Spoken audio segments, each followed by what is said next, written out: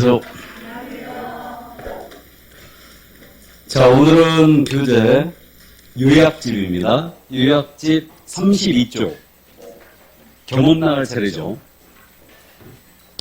겸업.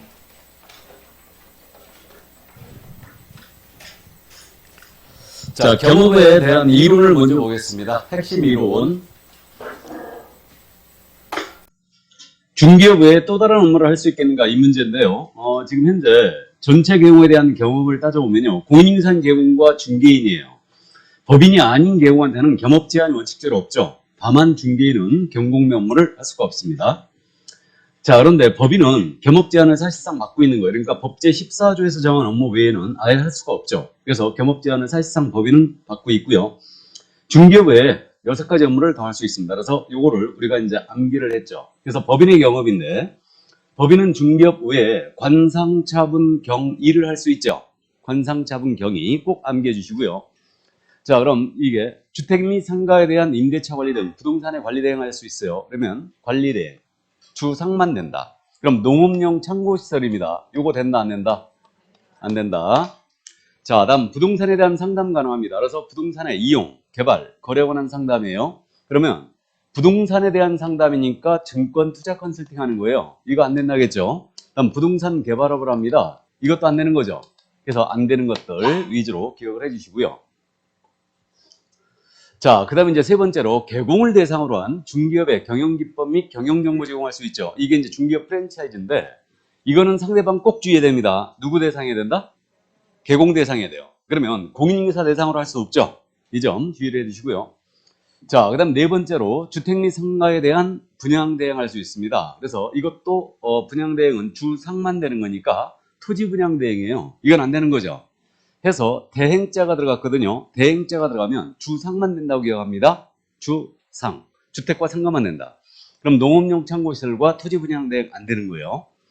자, 그 다음에 이제 경공매 업무 할 수 있죠. 이때 경매 대리업을 하고자 할 때는 법원에 등록해야 되죠. 이렇게 되고요. 마지막으로 주거 이전의 부서는 용역업입니다. 요건 할 수 없죠. 근데 용역의 알선이다. 그러니까 이 사업체 도비업체를 직접 운영할 수는 없고 이거의 소개까지만 됩니다. 그래서 관상차분 경이 꼭 암기를 해 주시고요. 그럼 이 6가지 업무를 법인, 이 공인인상 계공이나 중개인이에요. 이분들은 할 수 있어요, 없어요?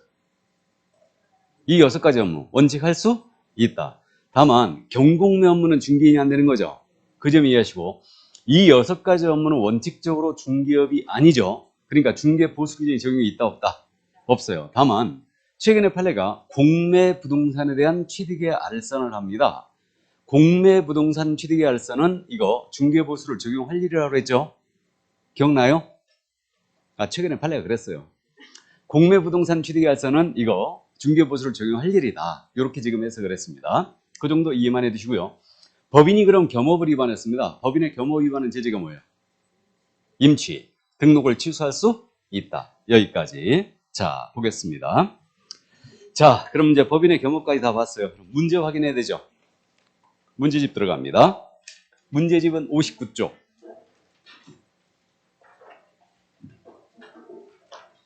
자, 59쪽 대표 유형이 있습니다. 21회 때 문제가 실려 있는데, 자, 공인인사 법령상 기업공사의 업무 범위에 관련한 설명으로 옳은 것과 틀린 것을 바르게 표시한 것은, 자, OX형 문제였습니다. 기업. 법인인 기업공사는 토지의 분양 대행 업무도 할 수 있다. 토지의 분양 대행 밑줄 긋고 X나 갚아야 되죠. 주상만 낸다. X. 니은 법인이 아닌 기업공사는, 법인이 아닌 기업공사라는 것은 개인인 계공을 얘기하죠. 그럼 개인인 계공은 부동산 개발에 관한 상담을 하고 의뢰인으로부터 합의된 보수를 받을 수 있다. 있다에 밑줄 긋고 OX 5죠. 개인은 겸업 제한이 원칙 없으니까 할 수 있습니다. 다음 디귿. 공인인상 기업공사는 상업용 건축물의 분양 대행을 겸업할 수 없다. 자, 그러면 우리 공인인상 계공입니다. 겸업 제한이 원칙적으로 있어요, 없어요? 없죠. 그러니까 웬만하면 개인은 할 수 있다라고 나와야 되죠. 그러므로 없다에 밑줄 긋고 X 나갑니다. 다음 리얼. 법인인 기업공사는 이 사업을 겸업할 수 있다. 이 사업에 밑줄 긋고 X 나가야 되죠. 예. 그러면 X, O, XX인가요? 네, 그래서 정답 1번이었어요. 자, 그럼 25번 문제로 갑니다. 기출문제였는데 공인사업령상 개업공사에 겸업제한원은 섬유로 틀린 것 그랬습니다. X 해놓고 시작하는 거예요. 1번 지문. 공인인사인 개업공사는 개인이죠 지금. 공인인사 법령 및 다른 법령에서 정하지 않는 업무를 겸업할 수 있다. 맞아요? 예, 그래서 O.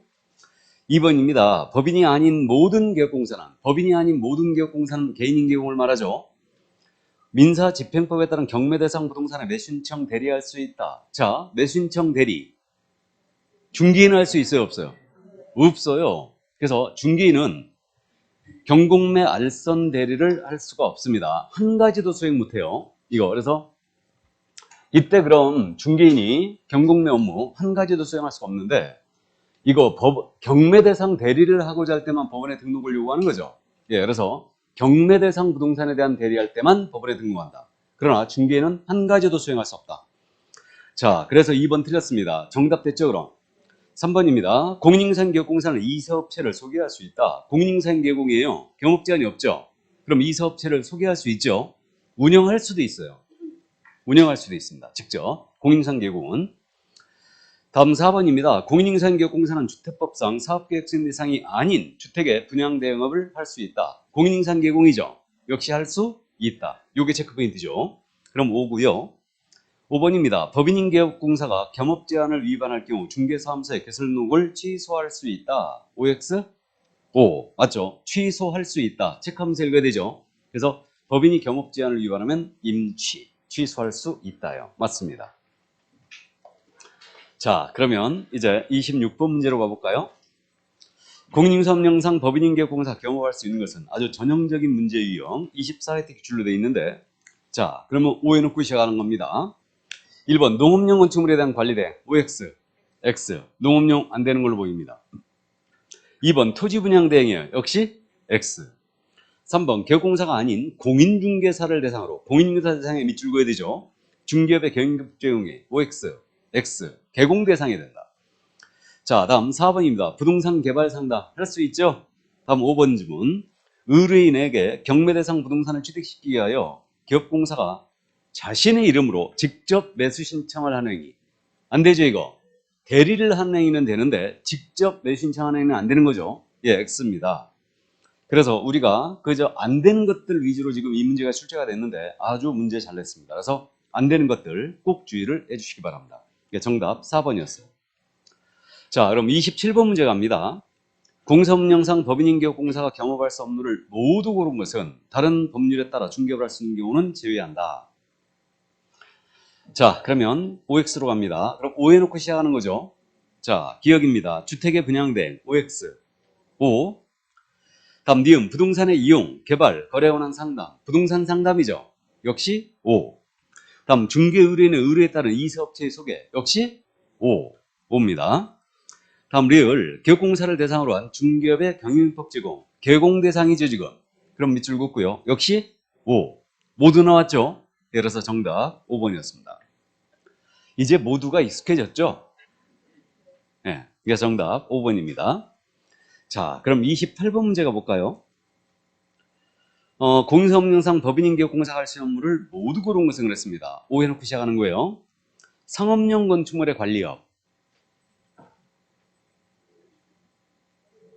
할 수 없나요?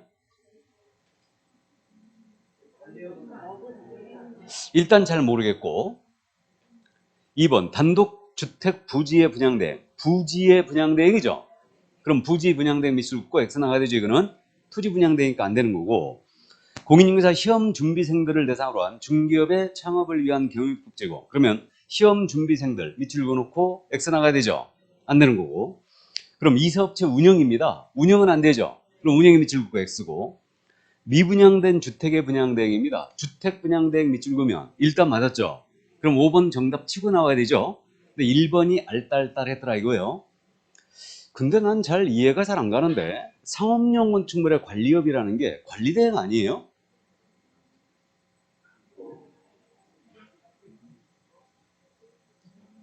관리대행 아닙니까?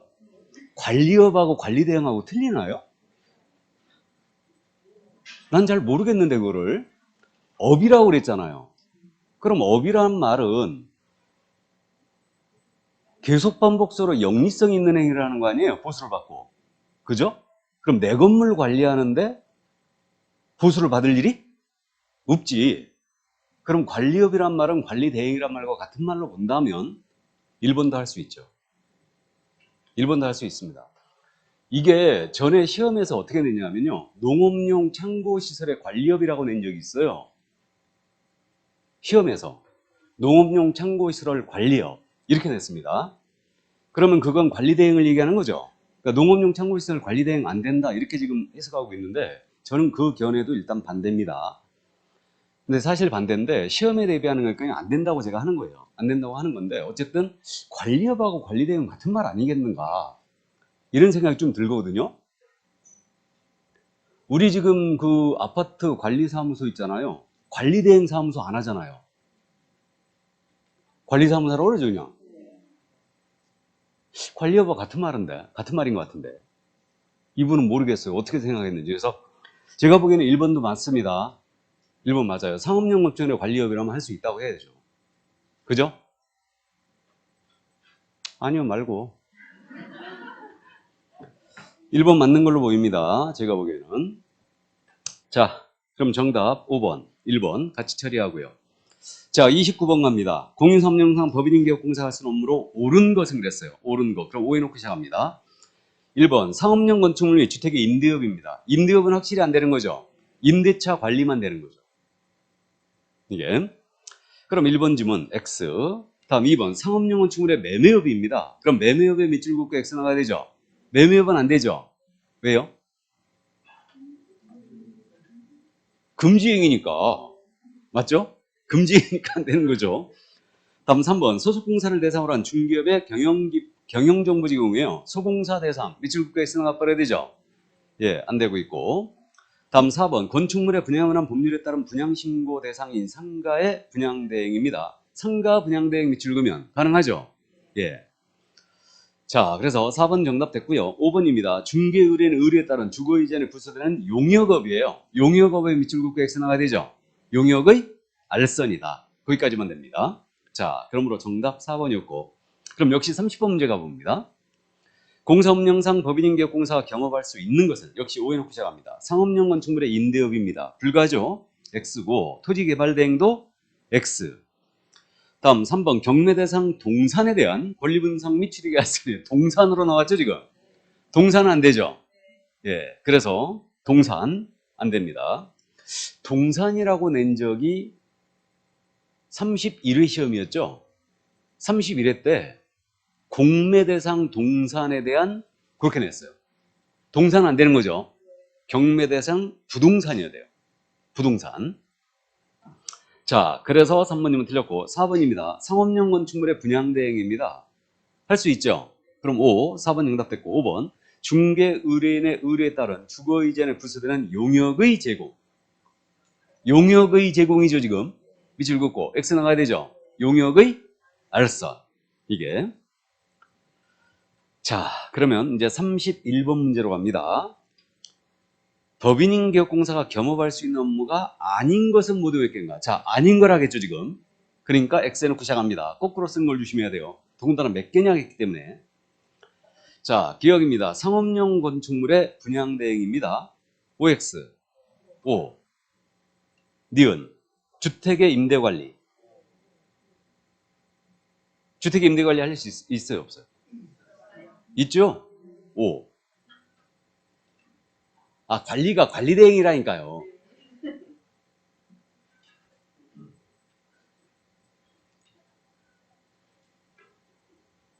법문이 어떻게 되어 있냐면 14조 법문이 상업용 건축물 및 주택의 임대 관리 등 상업용 건축물 및 주택의 임대 관리 등 임대차 관리 등 부동산의 관리 등 이렇게 돼 있어요. 법문이. 그래갖고 이제 저 친한 중개사업생하고 이거 갖고 이제 논란을 한번 벌인 적이 있는데 그 친구하고 나하고는 동일 견해를 갖고 있습니다. 여기 지금 어떻게 되냐면 주택 및 상업용 건축물에 대한 관리 대행이라고 돼 있죠 지금. 주상. 근데 여기 지금 부동산의 관리대행이라 했잖아요. 그럼 이걸 이해시 규정으로 해석한다면은 부동산 관리대행 그랬으니까 농업용 창고실이 안 될 일이 없다는 얘기지. 근데 이걸 한시적 규정이 아니고 제한적 규정으로 해석하면 주택과 상가만 된다는 얘기지. 다른 건 안 된다. 그러니까 이제 요 견해가 통설적인 견해예요. 그러니까 시험에서도 주택과 상가만 갖고 내는 거예요. 농업용 창고실이 왜 안 되는지 나는 모르겠어요, 솔직히. 왜 법인이 이걸 하면 안 되는지. 법이라는 게 명분이 있어야 되는데 여러분들 헷갈리지 않으니까 이제 얘기를 하는 거예요. 지금도 헷갈리나? 그러니까 어쨌든 이게 이렇게 돼 있기 때문에 관리란 말은 관리대행으로 봐야 되지 않겠느냐. 그렇게 해석됩니다. 그러니까 28번 문제가 잘못됐다는 얘기지. 무슨 말인지 되십니까? 그러니까 이제 여기서 장난을 치면서 오류를 범하는 거예요. 그러니까 이런 장난들을 치면 안 돼요. 명확하게 내버려야 돼, 그냥. 그러니까 아예 관리로 낸다면은 농업용 청구시라고 내버려야지, 그냥. 그럼 확실히 아니잖아, 이거는. 시험은 명쾌하게 낸다니까요. 애매하게 내면 바로 소송이에요, 이거. 바로 소송입니다. 그러니까, 주택의 임대관리, 지금 31번 되는 겁니다. 그러니까 이제 이게 문제집이 중요한 게 그래서 그러는 거예요. 여러분들한테 혼선을 빚을 수 있거든. 잘못하면. 그러니까 이 문제집이 잘 써지긴 써졌는데 어쨌든 좋습니다. 주택의 임대관리 할 수 있습니다.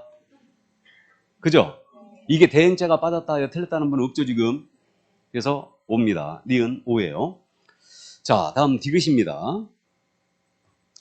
부동산 거래에 관한 상담입니다. 부동산 상담 밑줄 그으면 가능하죠? 5. 다음 리을 공인인계사인 개업공사를 대상으로 한 중기업의 경영기법 제공이에요. 개공 대상이죠 지금. 그러면 밑줄 그으면 5 역시 할 수 있습니다. 다음 미음 주택의 건설업이요. 건설업은 확실히 X죠. X고 택지개발촉진법에 따라 조성된 택지의 분양대행이에요. 택지의 분양대행 X죠. 토지 분양대행이죠 이거. 그러니까 불가 X. 자, 그 다음에 경매대상 부동산에 대한 매수 신청의 대리입니다. OX 5 할 수 있고요. 다음 이응 부동산 개발업이에요. OX X죠. 그럼 안 되는 거라겠죠. 안 되는 게 몇 개? 3개였어요. 안 되는 게 3개다. 3개가 또 2번에 있죠. 그럼 옮겨 적을 때 주의하셔야 됩니다. 그래서 이런 문제를 갈 때까지 간 문제를 한다겠죠. 그래서 정답 2번이었습니다. 자, 그러면 32번 문제로 갑니다. 겸업 문제가 상당히 많은데 지금 32번 갑니다. 공인인수업령상 개업공사의 업무범위에 관한 설명으로 틀린 것은 그랬어요. 자, 요 32, 33, 34번 문제는 쭉 풀어쓰는 문제 유형이죠. 그러니까 겸업 문제 유형이 두 가지가 있다는 거예요. 지금까지 풀어본 해당하는 거, 해당하지 않는 거, 요걸 골라라. 이런 문제 유형이 있고 이렇게 풀어쓰는 문제 유형이 있는데 풀어쓰는 문제 유형을 낼 때는 전체 개공 갖고 잘 물어봐요. 그러면 전체 개공, 풀어쓰는 문제 유형의 겸업을 물어봤을 때는 우리 공인인사인 개공은 겸업 제한이 없는 거죠. 중개인도 원칙 없는 거죠. 다만 중개인은 경공매 업무가 안 되는 거죠. 그리고 법인이 겸업을 위반하면 제재가 뭐라고요? 임치. 꼭 기억하고 있어야 되죠, 이거. 그러니까 풀어쓰는 문제 유형을 내면 제재를 꼭 물어봐요. 이게. 자, 갑니다. 32번. 개업공사의 업무 범위에 관한 설명으로 틀린 것을 그랬습니다. X해놓고 시작하는 거예요. 1번입니다. 모든 개업공사는 부동산 이용에 관한 상담을 겸업할 수 있다. 모든 개공의 밑줄, 부동산의 밑줄, 상담을 겸업, 밑줄이 그러면 모두 맞나요? 맞았죠? 지금 조건에 설문에서 다른 법률에 따라 중개업을 할 수 있는 경우를 제외한다고 조건 제시 안 했죠? 그래도 겸업에서 모든 개공 나오면 특수법인 빼고 생각해야 돼요. 아셨죠? 그렇게 문제를 푸는 거예요. 근데 이거는 소송감이죠? 실제 시험에 이렇게 내면요 1번 지문 맞았다고 볼 수가 없어요. 특수법인을 끼워야 되니까. 뭔 말인지 되세요? 근데 우리는 연습이니까 특수법인 제끼고 문제를 풉니다. 혹시 시험에서 이렇게 나와가지고 1번 지문이 모든 개공 맞았다고 나왔잖아요. 그럼 이거는 그냥 맞았다고 하셔야 돼. 그리고 이건 소송감이지. 다른 법률에 따라 중개로 할 수 있는 경우를 지휘한다. 조건 제시를 해야지. 맞죠? 안 했기 때문에 문제가 될 수 있다는 얘기입니다. 이게. 근데 겸업에서는 일반적으로요. 조건 제시를 안 하더라도 모든 개공으로 특수법인 빼고 풀어요. 문제를. 이게. 근데 요즘은 명쾌하게 내버리기 때문에 이렇게 내지 않습니다. 솔직히. 자, 그럼 1번 지문 맞는 걸로 합니다. 뭐예요? 2번 질문. 공인인증기업공사는 다른 개업공사를 대상으로 한 다른 개공대상, 밑줄 그어야 되죠. 중기업의 경영기법 제공 업무를 겸업할 수 있다. 자, 공인인증개공이에요. 있다라고 나와야 되죠. 예, 그럼 맞습니다. 5. 다음 3번. 법인인기업공사가 경매대상 부동산에 대한 권리분상 및 취득계약선을 하기 위해서는 법원에 등록을 하고 그 감독을 받아야 한다. 자, 법원에 등록이란 말 나왔죠. 그럼 앞으로 가갖고 경매 대리업만 나와야 됩니다. 권리분상 및 취득계약선은 그냥 할 수 있죠. 경매 부동산에 대한 대리업을 할 때만 법원에 등록을 한다. 그러니까 키워드가 그거예요. 법원에 등록이 나왔지 않습니까? 그럼 앞으로 가갖고 공매가 들어가 있는가 꼭 체크해야 되고, 이것도 경매 부동산에 대한 대리업 할 때만 법원에 등록을 요구하는 거죠. 이해되세요? 예, 그래서 3번님은 틀렸습니다. 권리분석 및 취득계약서는 그냥 할 수 있죠. 그래 3번 틀렸고, 4번입니다. 법인이 아닌 기업공사는 이 사업체를 운영할 수 있다. 맞아요? 법인이 아닌 개공, 개인인 개공으로서 이 사업체를 운영할 수도 있죠. 5번 질문. 법인이 아닌 기업공사는 상업용 건축물에 분양대행할 수 있죠? 예, 개인은 이거 할 수 있습니다. 자, 그래서 3번 정답이었고요. 33번 내려갑니다. 업무 범위에 관한 설명으로 틀린 것은 그랬습니다. 1번 질문이에요. 공인인증기업공사는 상업용 건축물의 관리 대행을 겸업할 수 있다. 지금 공인인증개공이죠. 관리 대행 겸업할 수 있죠? 웬만하면 있다. 이렇게 나와야 돼요. 5. 다음 2번. 법인이 아닌 기업공사는 토지 분양 대행할 수 있다. 자, 우리 개인인 개공이에요. 토지 분양 대행할 수 있어요, 없어요? 있지요. 개인은 겸업 제한이 없으니까. 법인이 못하는 것도 할 수 있어요.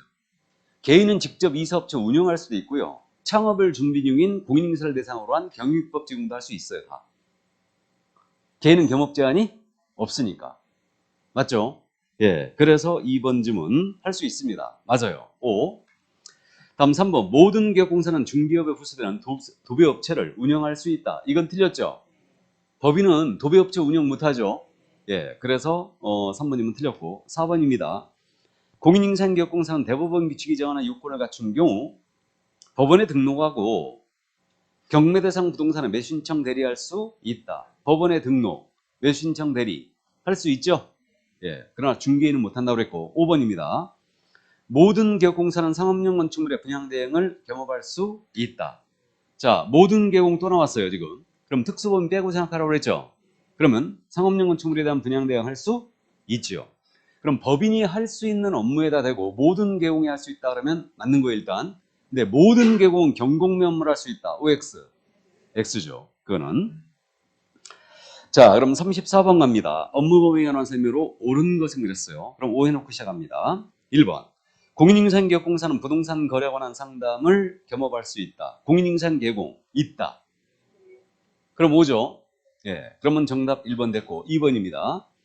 공인인증기업공사가 경매대상 부동산에 대한 매수신청 대리하고자 하는 때는 국토교통부령이 정하는 바에 따라 법원에 등록을 해야 된다. 나도 가끔 이 지문을 썼다가 이제 요즘 잘 안 쓰고 있는데, 법원에 등록 나왔죠. 법원에 등록 나왔는데 이게 우리 국토부령이 아니죠. 대법원 규칙이 정하는 바에 따라 법원에 등록을 해야 된다. 대법원 규칙이 정하는 바에 따라 법원에 등록을 해야 된다.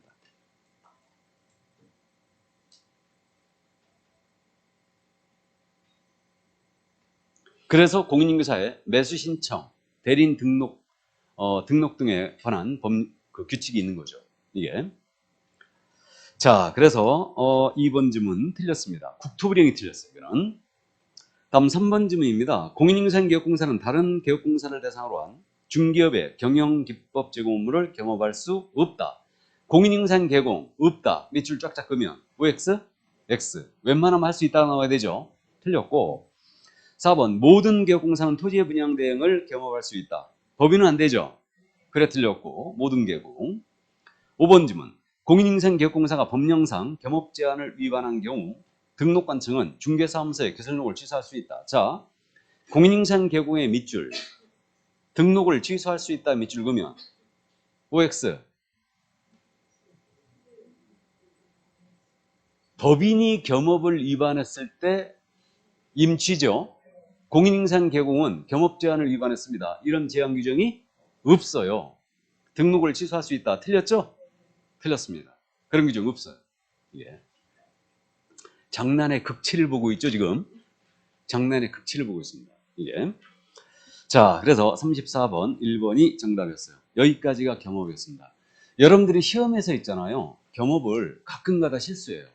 그러니까 관상차분 경위를 꼭 연습장에 써가지고 한번 나열해 보세요. 되고 안 되고 되고 안 되고 이걸 연습을 꼭 해보시기 바랍니다. 예. 이렇게 풀어쓰는 문제 유형이 좀 더 어렵죠. 그죠? 아닌가? 아니면 말고. 자, 그래서 여기까지. 자, 그럼 이제 다시 요약집 들어갑니다. 고용인으로 들어가요.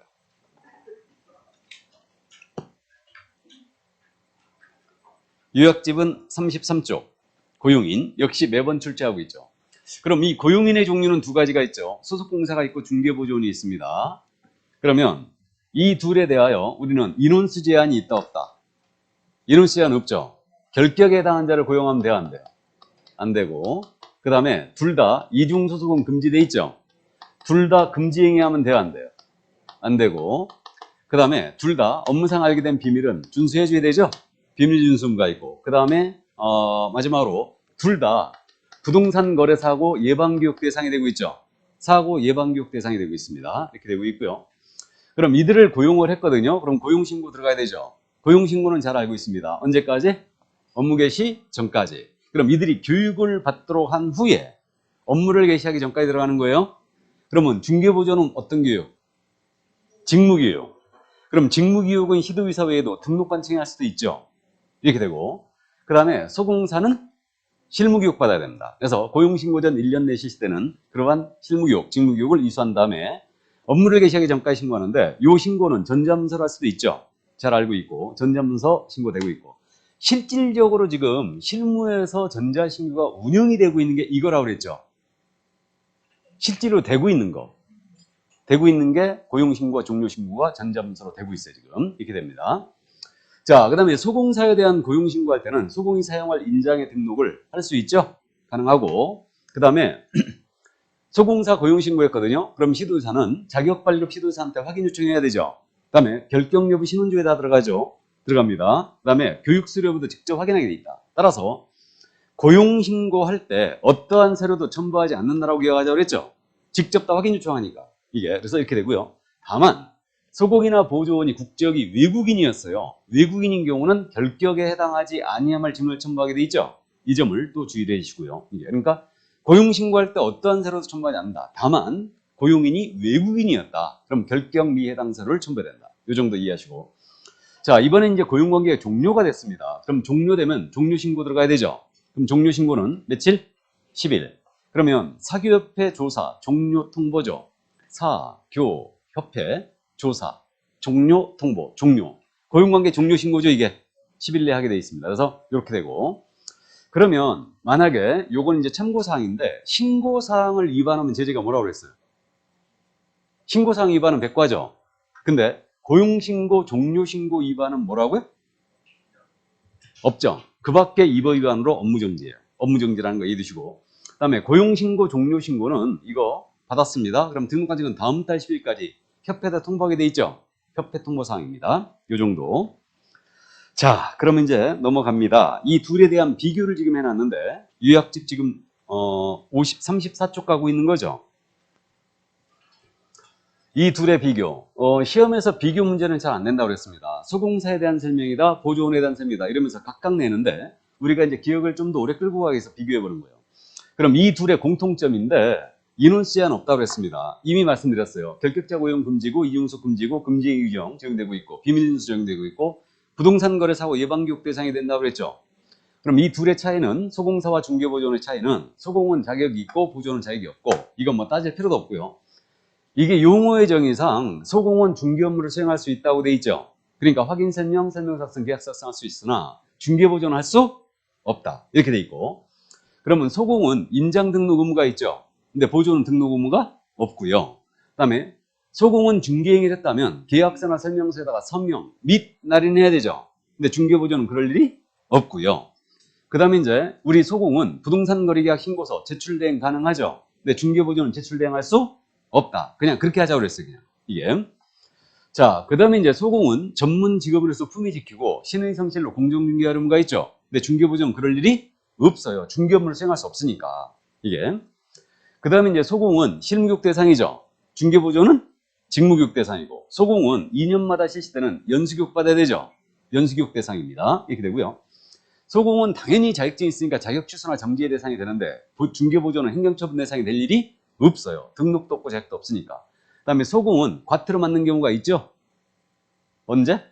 연수교육 안 받았을 때. 500만 원 이하 과태료죠. 근데 중개보조는 과태료 맞는 경우가 있다 없다? 없어요. 그러니까 중개보조는 행정처분이나 행정질서벌 대상이 안 되는 겁니다. 이 정도. 그래서 이 둘의 차이, 이 정도만 감 잡아두시고. 자, 그 다음에 이제 이들의 업무상이 일어난 개공의 책임에 대한 부분이에요, 지금. 자, 그러면 이 둘의 업무상이 일어난 개공의 책임인데 우리 법 15조 2항이죠. 소공사 또는 중개보조의 업무상행위예요. 업무상해는 그를 고용한 개공행위로 본다. 이렇게 돼 있어요. 그럼 업무상행위의 범위가 어디까지냐? 이건 대법원이 대가 넓게 해석한다고 그랬죠. 조금이라도 업무 관련성이 있으면 모두 이거는 업무상행위로 해석하고 있다. 그래서 이제 그 점만 이해해 두시면 되고. 그래가지고 우리가 지금 사례형으로 계속 연습을 해왔는데 오늘은 그냥 핵심 요약 정리니까 바로 짚고 넘어갑니다. 그러면 만약에 고용인이 소공이나 보조원이 중개 업무를 수행하다가 중개의뢰인한테 손해를 입혔다. 그럼 이들은 당연히 손해배상 책임을 지게 되고요. 개공도 책임을 지죠. 그럼 개공은 이때 자신에게 과실 없음을 항변할 수 있다 없다? 없어요. 개공의 손해배상 책임은 무과실 책임이죠. 지금 이들의 업무상에 일어난 이 손해배상 책임은 무과실 책임이고 그들과 연대하의 책임을 지는 거죠. 이 연대가 부진정 연대였으니까 동시 또는 선택적으로 그 피해자는 그 손해배상을 청구할 수 있습니다. 그래서 부진정 연대 성격의 무과실 손해배상 책임을 지게 됩니다. 자, 그다음에 행정책임으로서는 이 규정에 의해서 만약에 소공이나 보조원이 금지행위를 했다. 그러면 소공은 자격이 있으니 소공이 자격 이거 금지행위 버리면 자격 정지 먹을 수 있죠. 자격정지 먹을 수 있어요. 근데 여기 중개보조는 자격정지 먹을 일이 없고요. 그러면 금지행위를 소공이나 보조원이 해버리면 개공이 직접 금지행위한 걸로 간주돼서 등록 취소나 업무정지 받을 수 있죠. 기억나요? 자, 그 다음에 이제 양벌 규정이 있죠. 양벌 규정이 있어가지고 소공이나 보조원이 징역벌금에 해당하는 일을 했어요. 그러면 개공은 벌금형으로 처단되죠. 그러면 지난주에 했던 게 그거였잖아요. 양벌 규정에 따라 300만 원 이상 벌금을 받았다 하더라도 이는 결격이 아니에요. 이로 인해서는 등록 취소할 수 있어요, 없어요? 없어요. 양벌 규정으로 해서는 등록 취소 못하죠. 근데 직접 등록 취소할 수 있어요, 없어요? 있죠. 직접은 등록 취소할 수 있어요. 예를 들어 소공이 보수를 초과했잖아요. 그럼 소공이 보수 초과해버리면 소공은 자격정지 또는 1-1이죠. 이렇게 처벌하고 이를 고용한 개공은 어떻게 처벌되냐면 금지행위한 걸로 간주돼서 개공이 직접 의무적 등록 취소죠. 등록 취소나 업무정지를 먹을 수 있고요. 그 다음에 1,000만 원 이하의 벌금에 처하는 거죠. 이렇게 돼요. 근데 양벌 규정으로 등록 취소는 불가합니다. 그런데 직접 등록 취소해버릴 수 있어요. 보수 초과 행위로. 이해되세요? 여기까지. 그래서 이게 바로 이제 소공이나 보조원의 업무상에 일어난 개공의 책임이었습니다. 자, 그럼 이 정도 이해를 해 두시고요.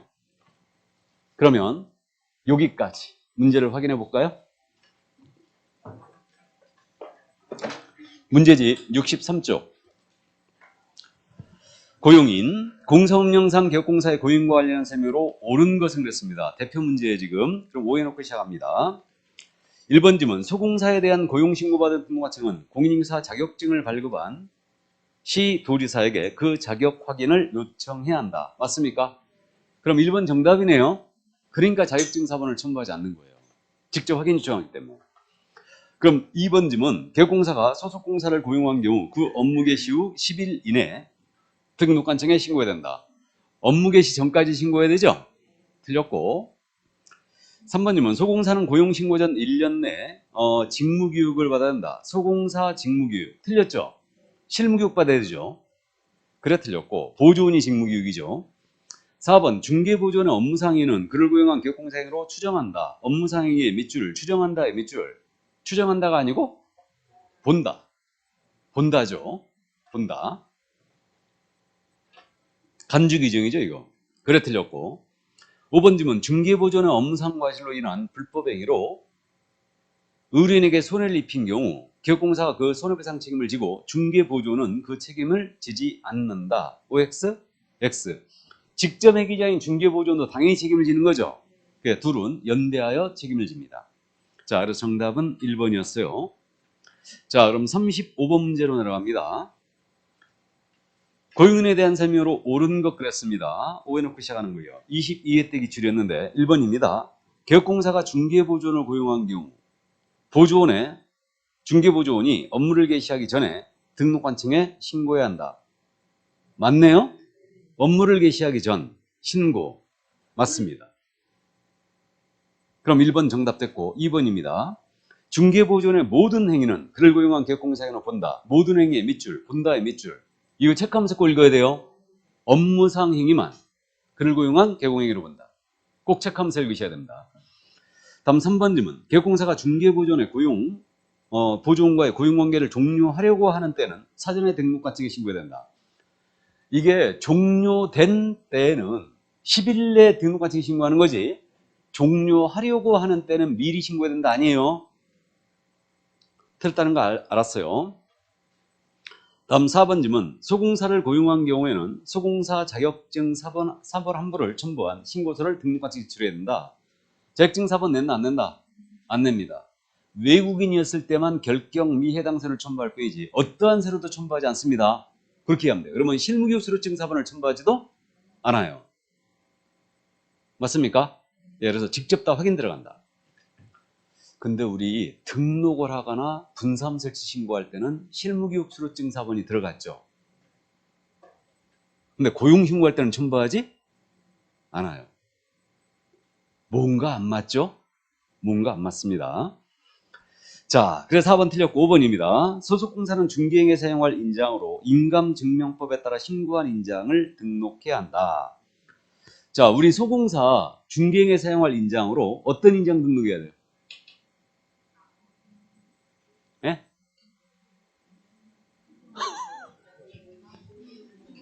나 말하기 싫어 죽겠으니까 네가 그냥 말하고 얼른 가라. 지금 그런 표정들인데 성명 플러스 73이죠? 네, 그래서 성명 플러스 알고는 있는 거죠. 그래서 요거 이쁜 도장 파갖고 등록하시면 된다. 그래서 5번 질문 틀렸어요. 주민등록번호나 가족관계 등록부상 성명이 나타난 인장으로서 그 크기가 가로 세로 각각 7mm 이상 30mm 이내의 것을 등록해야 돼요.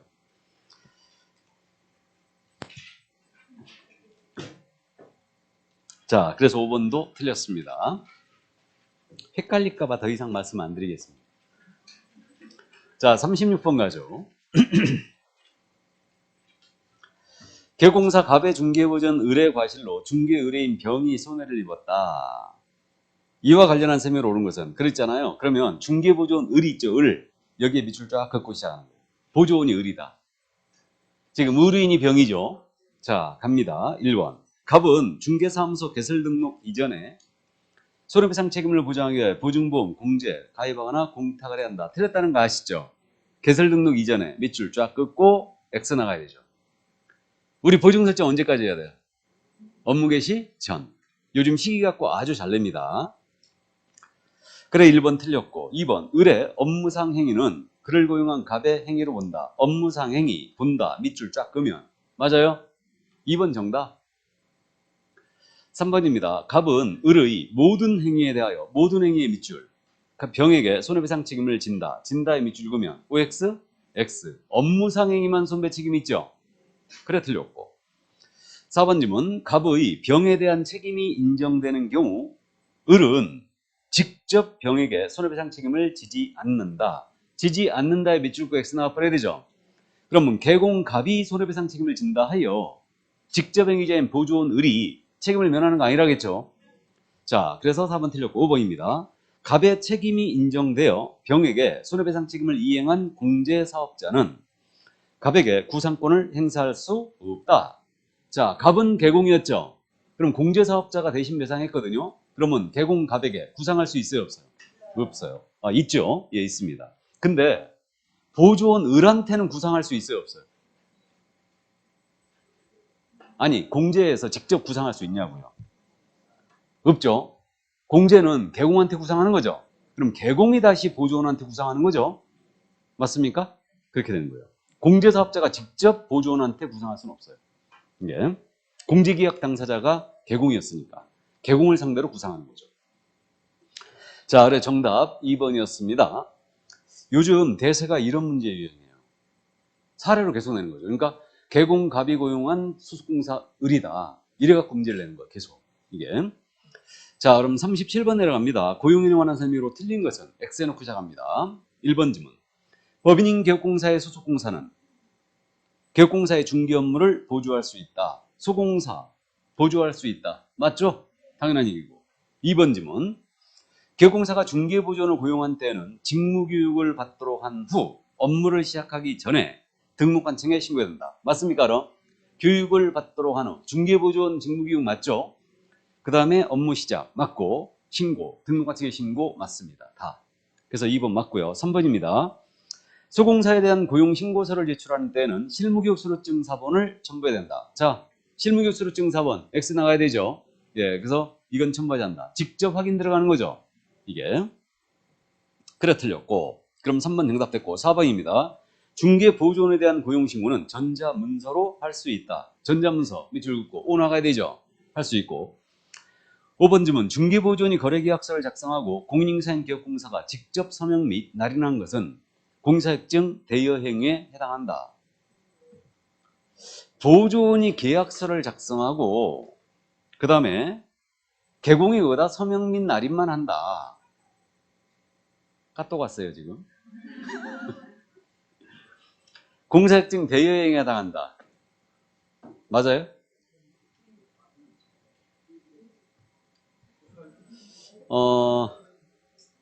우리 문제집에 지금 이분은 이걸 아주 즐겨 쓰던데 시험에 이렇게 내면 이거 바로 태클입니다. 그러겠죠. 대여라는 것은 엄격히 해석해야 되죠. 그러니까 이제 우리 국토부 입장이에요. 국토부 입장이 보조원이 계약서를 작성하고 개공유에다 서명 날인을 한다. 이건 대여로 처벌해야 된다. 라고 하는데 그건 국토부 입장일 뿐이고 재판으로 가면 이건 달라질 수 있어요. 근데 어쨌든 우리 시험에 대비니까 그냥 맞는 걸로 하겠습니다. 보조원은 계약서 작성하면 안 되죠. 그죠? 그리고 개공에다 서명 날인을 했어요. 그럼 진짜 대여일까? 조금 의구심이 있긴 있어요. 있습니다. 굳이 100번 양보한다면 한 번 정도 했다. 한 번 정도 했다면은 업무정지 아닐까. 그 밖에 위반. 근데 지속적으로 보조원이 계약서를 쓰고 서명 날인을 해왔다. 보조원이 직접. 그러면 이건 대여로 가는 거죠.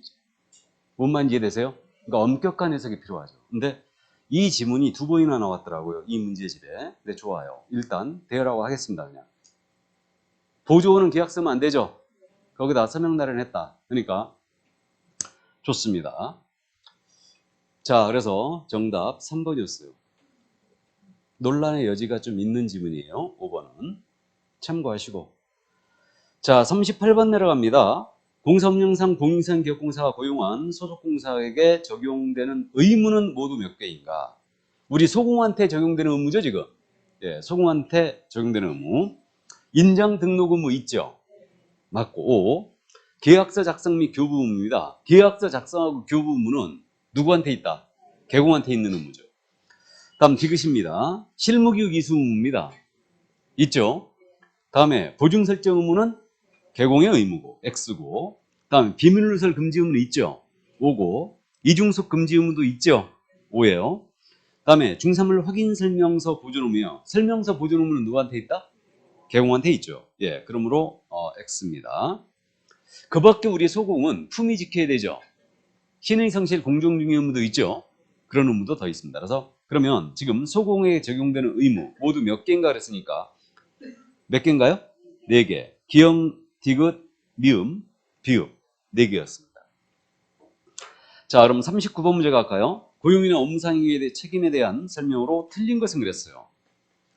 X에 넣고 시작합니다. 1번입니다. 소공사의 업무상행위는 그를 고용한 개공행위로 본다. 업무상행위 본다. 밑줄 짝짝 끄면 맞습니까?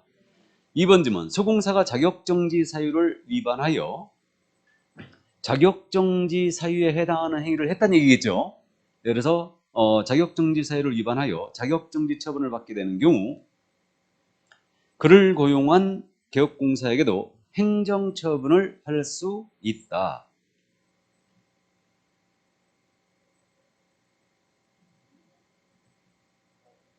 꼭 양벌 규정처럼 지문을 내버렸는데 상당히 좋지 않은 지문입니다. 그러니까 구체성이 떨어졌는데 지금 우리 소공이 자격정지 사유가 어떻게 되냐면요. 이정불 확거 거금이죠.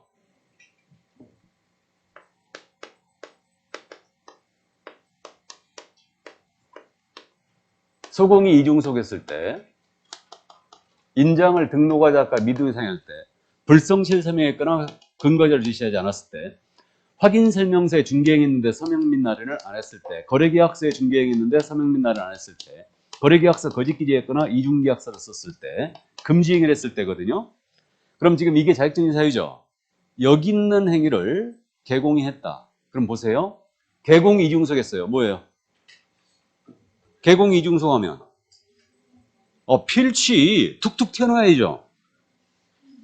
아직도 안 나오나? 필치.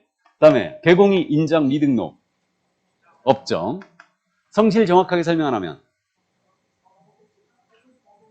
500과 이거 꼭 기억하라고 그랬잖아요. 500과. 그다음에 서명 날인 위반은 모두 업정. 그다음에 거짓 기재 이중 계약서 임취. 금지 행위도 임취. 이렇게 돼요. 그럼 우리가 일반적으로 500과는 과태료로서 행정질서벌이라 부르죠. 그럼 다시 볼까요? 소공사가 자격정지 사유를 위반하여 자격정지 처분을 받게 되는 경우 그를 고용한 개업공사도 행정처분을 할 수 있다. 맞는 지문으로 나왔는데 일반론의 입장에서는 맞다고 봐야 되겠죠. 그죠? 문제 구체성이 확실히 떨어졌죠. 그러니까 이제 구체적으로 문제를 내버려야 돼요. 어떻게 냈어야 되냐면 소공사가 거래계약서에 거짓된 내용으로 거래금액을 기재한 경우 개공은 등록 취소 처분을 받을 수 있다. 이렇게 내죠. 시험은. 이렇게 되면 이거 바로 태클이거든. 2번 지문은. 이해되십니까? 그러나 이제 그 취지를 이해를 했으니까 맞는 지문을 합니다. 그냥. 맞죠? 그래서 참고하시고. 자, 그럼 3번, 2번 맞고요. 3번입니다. 중개보존이 고의 또는 과실로 인하여 거래 당사자에게 제한상 손해 발생한 때는 중개보조는 불법 행위자로서 거래 당사자가 입은 손해를 배상할 책임을 지겠죠? 당연한 얘기고. 5. 다음 4번 중개보조는 위법 행위로 개업공사가 양벌 규정에 따라 300만 원 이상의 벌금형을 선고받은 것은 등록의 결격사유에 해당한다. OX, X. 결격에 해당하지 않습니다. 예, 그래서 4번 정답됐고요. 5번입니다. 개업공사가 고용인의 위반 행위를 방지하기 위하여 해당 업무에 관하여 상당한 주의와 감독을 한 경우에는 양벌 규정에 의한 벌금형을 받지 않는다. 양벌 규정에 의한 벌금은 면하죠. 그래서 상당한 주의와 감독을 다했을 때는 양벌 규정에 의한 벌금은 면합니다. 근데 상당한 주의와 감독을 다하더라도 개공은 손해배상 책임은 면할 수 있어요, 없어요? 없어요. 손해배상 책임은 무과실 책임이에요. 그러니까 이거는 이제 구상이 되는 겁니다. 그러면 양벌 규정에 따라 벌금을 냈거든요. 벌금을 낸 경우에는 구상이 된다, 안 된다? 보존한테 구상할 수 없죠? 이건 과실 책임이에요. 양벌 규정. 상당한 지위와 감독을 게을리했을 때 개공이 벌금을 맞습니다. 예. 자, 그래서 정답 4번이었습니다. 그럼 40번 문제 들어갑니다. 공인인증 개업공사 갑에 소공사 을이 중개 보수를 초과하여 받은 사실이 등록과정에 적발되었다. 공사법령상 이에 관한 셈으로 틀린 것은 역시 이제 기출 문제인데 몇 회인지는 제가 기억이 안 납니다. 자, 그럼 이제 보수 초과했죠. 그럼 말씀드렸듯이 소공이 만약에 보수 초과했다. 그럼 소공은 자격정지라고 했죠. and 1-1. 개공은 등록 취소 또는 업무 정지고 양벌 규정에 따라 1,000만 원 이하 벌금이죠. 이렇게 됩니다. 가겠습니다. 1번 시도의사는 을에 공인사 자격을 정지할 수 있다. 소공이 을이었죠. 그러면 을에 자격 정지를 명할 수 있죠. 맞고요. 2번 질문 을의 위반 행위를 이유로 등록관청은 갑의 등록을 취소할 수 있다. 맞습니까? 취소할 수 있다. 개공이 보수 초과 행위로 간주하는 얘기예요. 다음 3번 을은 1년 이하의 또는 1,000만 원의 벌금형을 받을 수 있다. 맞죠? 다음에 4번 질문 갑이 을의 위반 행위를 방지하기 위하여 상당한 주의와 감독을 게을리하지 않은 경우 갑은 벌금형을 받지 않는다. 맞습니까? 이거 벌금에 대해서는 상당한 주의와 감독을 다해서 면하는 거죠. 양벌 규정에 따른 벌금은 면합니다. 그럼 맞고요. 5번 질문. 갑이 양벌 규정으로 300만 원 이상의 벌금형을 받게 되면 중개사무소의 등록이 취소된다. OX, X. 양벌 규정 밑줄, 등록이 취소된다 밑줄 그으면 이건 틀렸어요. 이게 키워드예요. 양벌 규정이 떴는데 등록 취소라고 나왔잖아요. 그럼 틀렸어요. 그냥. 결격이라고 나왔잖아요. 그래도 이건 틀렸어요. 그냥. 양벌 규정이 나오면 등록 취소가 나오면 안 되죠. 틀렸어요. 양벌 규정이 한 벌금은 등록 취소 사유도 아니고 결격도 아니다. 자, 그래서 5번 정답이었습니다. 그럼 41번 문제 갑니다. 옳은 것은 그랬는데 1번입니다. 중개보조원이 이 법상 업무정지 사유를 위반한 경우 개업공사 및 중개보조원 모두에게 업무정지 처분할 수 있다. 보조원은 업무정지를 먹을 일이 있어요? 없어요? 없어요. 우리 법령상 업무정지는 개공한테만 나가는 거죠. 자격정지는 소공한테만 이렇게 됩니다. 그래 1번 틀렸고 2번 중개보조는 중함을 확인설명서에 날인할 의무가 있다. 이런 거 없고요. 다음 3번 개업공사인 법인의 임원은 다른 개업공사의 중개보조원이 될 수 있다. 법인의 임원 밑줄 보조원이 될 수 있다. 밑줄 그으면 이중섭 금지죠. 될 수 없습니다. 그래 틀렸고 4번 중개보조는 외국인을 고용하는 경우는 결격사유에 해당하지 아니함을 증명한 서류를 등록하청에 제출해야 된다. 맞습니까? 외국인 밑줄 결격사유에 해당하지 아니함을 증명한 서류 밑줄 그으면 맞죠? 그래서 4번 정답이고 5번입니다. 공인인상기업공사가 고용한 중개보조원이 결격사유에 해당되고 개공사가 그 결격사유를 2개월 내에 해소하지 않은 경우 개설록이 취소된다. 자, 중개보조원의 밑줄 2개월 이내 해소 밑줄 긋고 등록이 취소된다 밑줄 그으면 틀렸다는 거 보여요? 기억해야 되죠. 보조원의 결격을 2달 내에 해소 안 했다. 업정이죠. 임원 사원인자의 결격을 2달 내에 해소하면 필치 등록 취소죠. 구분해야 됩니다. 임원 사원의 결격을 2달 내에 해소하면 필치, 보조원이나 소공의 결격을 2달 내에 해소하면 이건 업정이에요. 업정. 문제가 또 있네. 42번 보겠습니다. 공인인상기업공사합과 그가 고용한 을에 관한 설명으로 옳은 것은 그랬습니다. 고용인이 을이었어요. 1번 을의 모든 행위는 그를 고용한 개공행위로 본다. 모든 행위의 밑줄, 본다의 밑줄. 틀렸죠? 업무상행위만. 자, 2번 갑니다. 을이 소속공사이고 을이 작성한 거래계약서에 간만, 서명 및 날인을 하는 것은 공사증 대여행위에 해당한다. 틀렸죠? 수공사가 거래계약 쓸 수 있죠? 그럼 이자는 같이 개공과 함께 서명 및 날인해야 되죠? 갑은 무조건 해줘야 됩니다. 자, 그래서 2번 질문 틀렸고 3번입니다. 을이 중개보조원인 경우 고용신고 전 1년 이내 실무교육을 받아야 한다. 중개보조원 밑줄, 실무교육 밑줄을 그으면 틀렸죠? 직무교육 받아야 되죠. 아주 전형적인 질문이에요. 이것도. 교육 이름을 바꿔내는 거. 다음 4번 질문. 을이 중개보조원이고 을이 업무상 고의로 중개의뢰인의 제한상 손해입힌 때에는 갑과 을은 함께 손해배상 책임을 진다. 맞습니까? 예, 그래서 연대 책임이죠. 부진령 연대 책임이야. 그래서 4번 질문 맞고요. 5번입니다. 중개보조원인 을이 중개업무와 관련된 행위를 함에 있어서 중개의뢰인에게 재산상 손해를 입힌 경우 중개의뢰인은 갑이 가입한 공인인사협회 공제사업자에게 손해배상을 청구할 수 없다. 보조원이 만약에 손해를 입혔다. 그렇다 하더라도 보증기관은 지급 책임이 있죠. 개공의 책임을 지니까. 그래서 없다. 틀렸어요. 손해배상을 청구할 수 있죠. 그래 틀렸습니다. 그래서 4번 정답이었어요. 자, 그럼 43번 내려갑니다. 옳은 것은 그랬는데 1번이에요. 소공사는 고용신고 전 1년 이내에 시도지사가 실시하는 직무교육을 받아야 한다. 실무교육 받아야 되죠. 2번 지문. 소공사의 업무상행위는 그를 고용한 개공행위로 추정한다. 업무상행위 추정한다. 또 나왔죠. 틀렸고 3번 개업공사는 소공사를 고용한 때는 고용일로부터 10일 이내에 등록하청에 신고해야 한다. 업무개 시험까지 해줘야 되죠. 전형적인 지문이고 4번 소공사가 작성한 거래계약서에 개업공사는 서명 및 날인할 의무가 없다. 있다죠. 개공은 무조건 해줘야 되고요. 5번입니다. 소공사에 대한 고용신고는 전자문서에 할 수도 있죠. 맞습니다. 그래서 정답은 5번이었어요.